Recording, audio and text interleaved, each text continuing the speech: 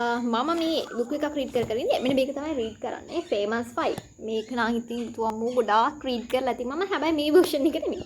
ඉතින් මම කැමති ගොඩක් ඔය එක එක publishers වලින් තියෙන books තියෙනවනේ දැන්. famous 5 කොහම මේක ඇවිල්ලා free books in one තියෙන මේක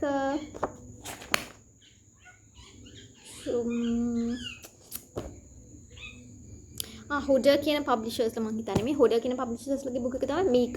ඉතින් තව මට තියෙනවා පෙන්ගුයින් එඩිෂන් එකේ ඔන්න ඔය වගේ ගොඩාක් ඒවෙන් එකම ස්ටෝරි එක එක පබ්ලිෂර්ස් වලින් තියෙනවා. ඉතින් මම රීඩ් කරන ආසයි. මොකද ඔයාලටත් ඒක try කරන්න පුළුවන්. ඒවයි තියෙනවා පොඩි පොඩි වෙනස්කම් ඇත්තටම.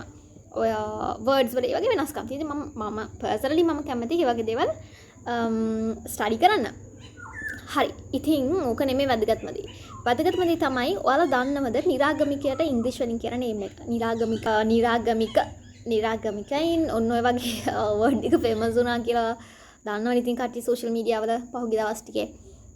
හරි. එක එක පුද්ගලයන්ගේ මත අනුව හරි අපිට එහෙම වැඩක් නැහැ. ඉතින් මට ඔයාලට කියලා දෙන්න ඕනේ නිරාගමිකයට එහෙම නැත්නම් විශ්වාස කරන්නේ නැති කෙනාට non believer of religions වලට කියන ඉංග්‍රීසි නේම් එක තමයි atheist. atheist.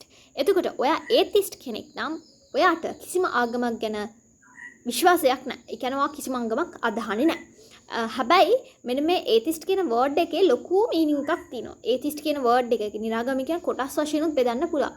ඉතින් ඒව ගැන නම් මම මේ වීඩියෝ එකකින් කරන්න යන්නේ නැහැ. ඔයා කැමති නම් comment එකක් දාගෙන යන්න comment section එකේ. මම YouTube එකෙන් ඒක පොඩි විස්තරයක් කරන්නම්. හැබැයි word එක ගැන හරිද මත ගැන නෙමෙයි word එක ගැන word origin එක ගැන ඒ word එකේ dictionary origin English meaning එක ගැන දැනට මතක තියාගන්න ඕනේ දේ තමයි නිරාගමිකයට ඉංග්‍රීසි වලින් කියන්නේ atheist. හරි එහෙනම් ගොන්න share කරන්න යාළුවන්ටත් කියලා දෙන්න. goodbye